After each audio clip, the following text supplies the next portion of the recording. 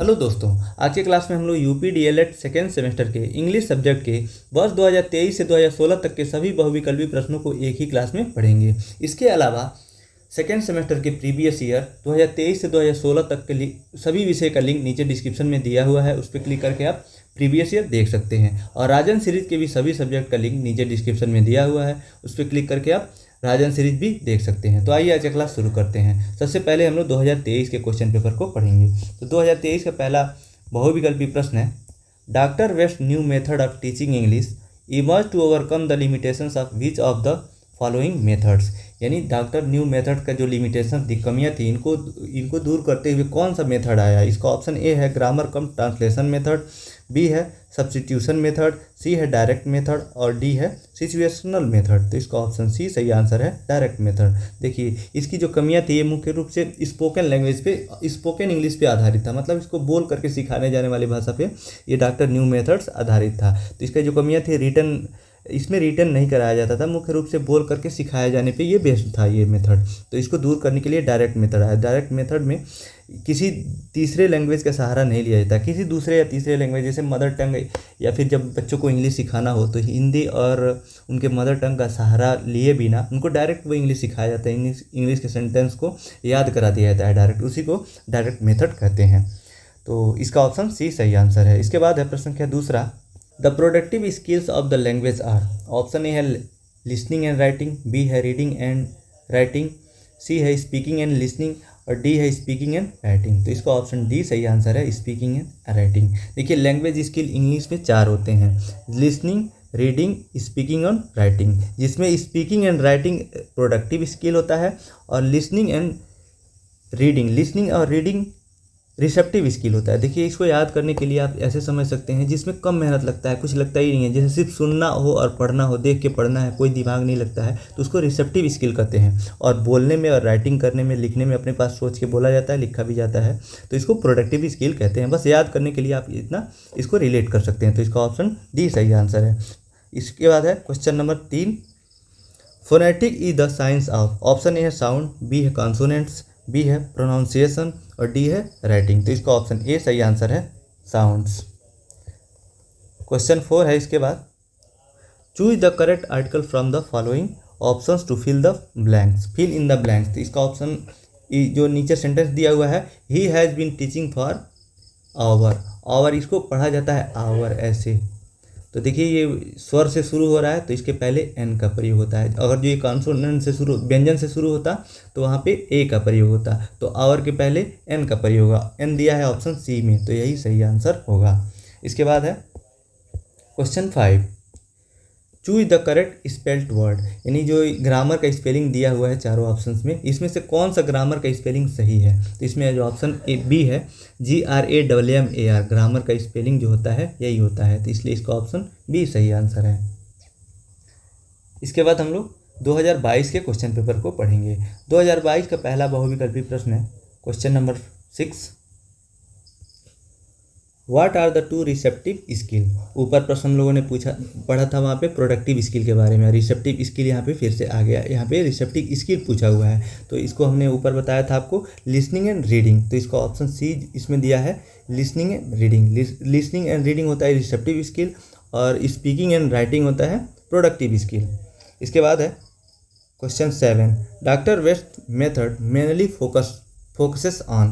किस पे फोकस करता है डॉक्टर वेस्ट मेथड। तो इसका ऑप्शन ए है रीडिंग, बी है लिसनिंग, सी है स्पीकिंग और डी है राइटिंग।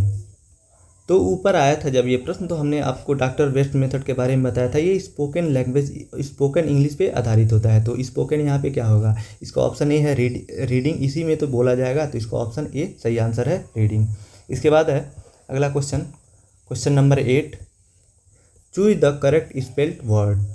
ऑप्शन यहाँ पे रिपीटेड प्रश्न है, देखिए 2023 में पूछा हुआ था, फिर से उसी 2022 में भी पूछा हुआ प्रश्न है, और यहाँ पे ऑप्शन नंबर भी चेंज नहीं किया है। वहाँ पे भी बी सही हुआ था, यहाँ पे भी बी में ही ग्रामर का स्पेलिंग सही दिया है, इसका ऑप्शन बी सही आंसर है। इसके बाद है प्रश्न संख्या 9, what is the correct sentence structure of English. English में जो सेंटेंस का स्ट्रक्चर होता है तो वो क्या होता है। तो सबसे पहले कर्ता आता है, यानी सब्जेक्ट आता है, फिर क्या आता है, वर्ब आता है, फिर ऑब्जेक्ट आता है। तो इसमें सबसे पहले सब्जेक्ट 1 और सी में दिया हुआ है। उसके बाद है वर्ब, देखिए सी में दिया हुआ है सेकंड नंबर पे वर्ब, फिर ऑब्जेक्ट, तो इसका ऑप्शन सी सही आंसर है।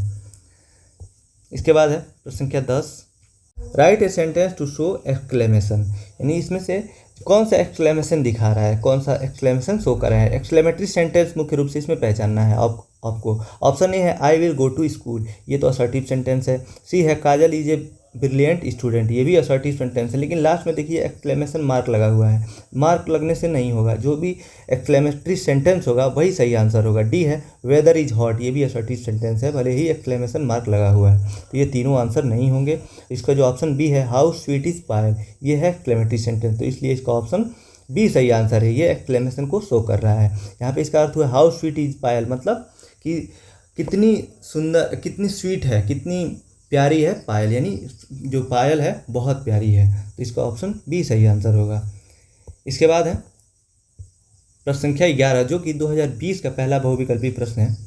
हु इन्वेंटेड बाइलिंगुअल मेथड, तो इसका ऑप्शन सी सही आंसर होगा, प्रोफेसर CJ डॉटसन। ये प्रश्न कई बार रिपीट किया हुआ है, ये बहुत इंपॉर्टेंट प्रश्न है, इसको आप याद रखेंगे कि बस याद करने वाला ये चीज़ है, जो बाइलिंगुअल मेथड है वो प्रोफेसर CJ डॉटसन ने इसका इन्वेंशन किया था, तो यही सही आंसर है।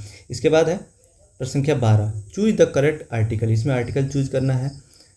डैश है book you want is out of print, तो इसमें ऑप्शन ए द होगा कि ए होगा कि एन होगा कि नन ऑफ एबव होगा, तो 12वें का ऑप्शन ए सही आंसर है, the book you want is out of print, तो इसका ऑप्शन ए सही आंसर है। इसके बाद है प्रश्न संख्या 13, the superlative degree of beautiful is, जब भी जो वर्ड देता है बड़ा देता है, थोड़ा बड़ा देता है, उसके पहले मोर और मोस्ट लगा के कंपैरेटिव में और मोस्ट लगा के सुपरलेटिव बनाते हैं, तो देखिए इसका ऑप्शन ए में दिया हुआ है मोस्ट ब्यूटीफुल, तो यही सही आंसर होगा।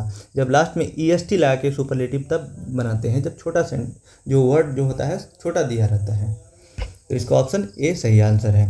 प्रश्न संख्या 14 है, in which method is mother tongue used during the early stages to explain the meanings of new words, phrases, idioms, sentences, etc.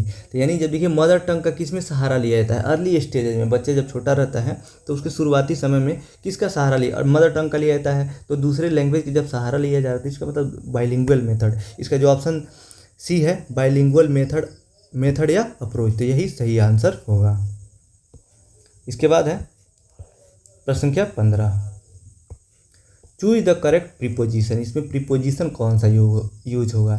He died cholera, ये बीमारी का नाम दिया हुआ है, तो बीमारी के नाम के पहले ऑफ का प्रयोग होता है। अगर आप लोगों ने प्रीपोजिशन पढ़ा होगा तो किसी बीमारी के नाम के पहले ऑफ का प्रयोग होता है, और जो आपने याद किया होगा तो इसका ऑप्शन बी सही हो जाएगा, ऑफ कॉलरा।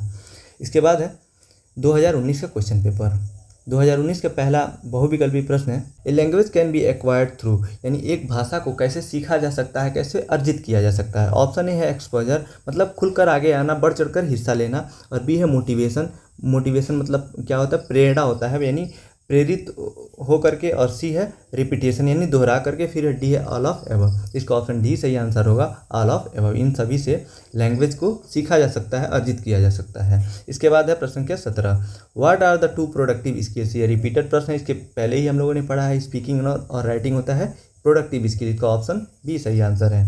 इसके बाद अगला प्रश्न संख्या 18, the aim of teaching second language should not be, यानी सेकेंड लैंग्वेज जो होता है उसको सीखने का पर्पज़ क्या नहीं है। सेकेंड लैंग्वेज इंग्लिश होता है, इंडिया में सेकेंड लैंग्वेज इंग्लिश है और फर्स्ट लैंग्वेज है हिंदी, तो इसका ऑप्शन ए है to understand the language spoken, ये तो पॉजिटिव है, यहाँ पे नॉट पूछा है ना, तो ये तो होगा नहीं।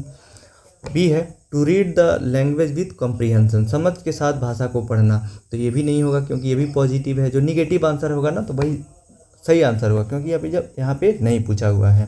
और डी है to write the language correctly, यानी भाषा को सही लिखना, तो ये भी नहीं होगा। और सी है to forget the mother tongue, यानी जो सेकेंड लैंग्वेज सीखा जाता है वो मातृभाषा को भूलने के लिए, ये तो बिल्कुल नहीं, तो यही सही आंसर होगा क्योंकि यहाँ नहीं पूछा हुआ है, इसका ऑप्शन सी सही आंसर होगा। इसके बाद है प्रश्न संख्या 19, which composition provide student with free thinking, यानी अब सारी सोच कौन सा कंपोजिशन प्रोवाइड करता है। इसका ऑप्शन ए है राइटिंग कंपोजिशन, बी है ओरल कंपोजिशन, सी है गाइडेड कंपोजिशन और डी है फ्री कंपोजिशन। तो इसका जो सबसे उपयुक्त आंसर ऑप्शन डी है फ्री कंपोजिशन। फ्री कंपोजिशन ही फ्री थिंकिंग प्रोवाइड करता है। इसका जो ऑप्शन ए और बी भी कुछ हद तक ठीक है, लेकिन सी तो बिल्कुल नहीं होगा। गाइडेड कंपोजिशन है, गाइडेड कंपोजिशन में जो बच्चा होगा टीचर के अनुसार चलेगा, टीचर गाइड करेगा, तो ये नहीं होगा। और ए और बी में ये ठीक है कुछ, लेकिन जो सबसे बढ़िया आंसर है वो डी है। इसके बाद है प्रश्न संख्या 20, objective of teaching poetry is, जो टीचिंग यानी पोएट्री पढ़ाने का उद्देश्य क्या होता है। ऑप्शन ए है इंजॉयमेंट, बी है कॉम्प्रिहेंशन यानी समझ, सी है अप्रिसिएशन और डी है ऑल ऑफ दी। तो ये सभी होते हैं, इसका ऑप्शन डी सही आंसर होगा, ऑल ऑफ दीज। इसके बाद है अगला प्रश्न, प्रश्न क्या है, जो कि 2017 का पहला बहुविकल्पी प्रश्न है। हु इन्वेंटेड बाइलिंगुअल मेथड, ये प्रश्न रिपीटेड प्रश्न है, बिल्कुल सेम प्रश्न ऊपर हम लोगों ने पढ़ा है, तो इसको ऑप्शन सी सही आंसर है, प्रोफेसर CJ डॉडसन। प्रश्न क्या 22 है, new method is related to, तो जो न्यू मेथड इसका नाम ही था ना डॉक्टर वेस्ट न्यू मेथड, तो जो ये रिलेटेड टू डॉक्टर वेस्ट से रिलेटेड है, इसको ऑप्शन ए सही आंसर है।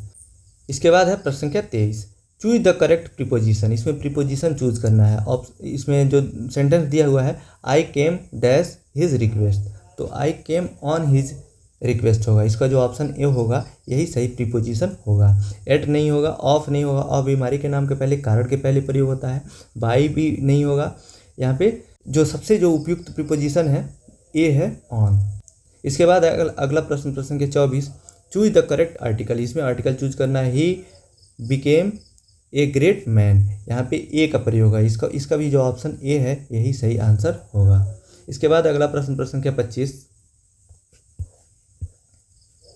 रीअरेंज द फॉलोइंग वर्ड्स, इसमें जो ये सेंटेंस दिया हुआ है, देखिए यहाँ पे ए से अलग है, इसमें ये ए है, ये बी है, सी है और डी है, इसको एक सेंटेंस बनाना है। नीचे ऑप्शन दिए हुए हैं कि सही सेंटेंस का जो क्रम होगा क्या होगा।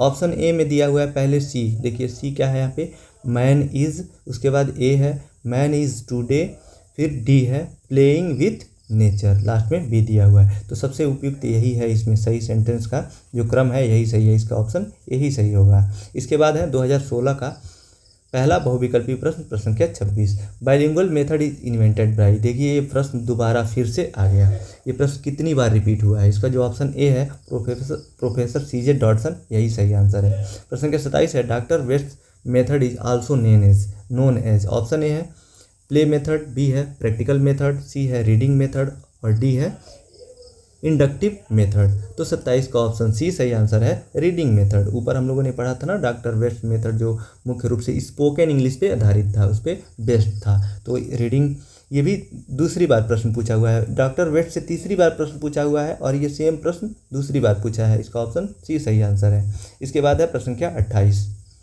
चूज द करेक्ट आर्टिकल, इसमें आर्टिकल चूज करना है। We decided to stay at hotel in the centre of the town, इसमें कौन सा प्रीपोजिशन होगा। तो देखिए ऑप्शन ए है ए होटल, बी है एन होटल, होटल जब लिखेंगे तो ऐसे लिखेंगे होटल, ये व्यंजन से शुरू होना है तो इसके पहले ए का प्रयोग होगा, इसका ऑप्शन ए सही आंसर है, यही सही आंसर है। एन नहीं होगा, द भी नहीं होगा और सम भी नहीं होगा।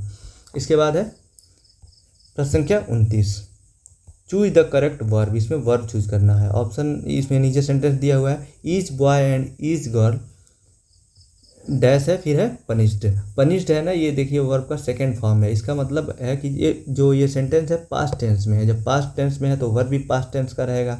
इसमें वाज जो वेयर है ये पास्ट का वर्ब है और इज और आर जो है प्रेजेंट का है, तो इन्हीं दोनों में से होगा। अब इन दोनों में से कौन होगा, यहाँ पे है each boy and each girl, यानी जो लड़के लड़कियाँ काफ़ी हैं लेकिन उनमें से प्रत्येक यानी एक एक की बात की जा रही है ना। जब ईच का प्रयोग होता है तो सिंगुलर सब्जेक्ट बन जाता है, चाहे कितना भी सब्जेक्ट हो। जब ईच का प्रयोग है तो सिंगुलर सब्जेक्ट के साथ वाज का प्रयोग होता है, इसलिए इसका ऑप्शन ए सही आंसर होगा। इसके बाद है प्रश्न संख्या 30, जो कि इस क्लास का अंतिम प्रश्न है, choose the correct spelled word, ये भी प्रश्न तीसरी बार रिपीट हुआ है।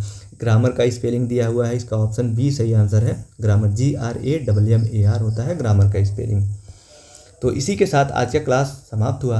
आज हम लोगों ने 6 साल के प्रश्नों को, बहुविकल्पी प्रश्नों को कंप्लीट कर लिया। चूँकि एक प्रश्न पत्र में 5 बहुविकल्पी प्रश्न पूछे जाते हैं तो 5 छके 30 प्रश्नों को हम लोगों ने कंप्लीट कर लिया। और चूँकि 2021 और 2018 में सेकेंड सेमेस्टर का इंग्लिश का पेपर नहीं हुआ था, इसलिए हम ये दो अवेलेबल नहीं है इन दोनों का प्रश्न पत्र, इसलिए हम लोग इसको नहीं पढ़े हैं। और इस क्लास का PDF आप टेलीग्राम चैनल से ले सकते हैं, जिसका लिंक नीचे डिस्क्रिप्शन में दिया हुआ है, अदरवाइज आप ये सर्च भी कर सकते हैं। इस वीडियो को देखने के लिए आपका बहुत बहुत धन्यवाद दोस्तों।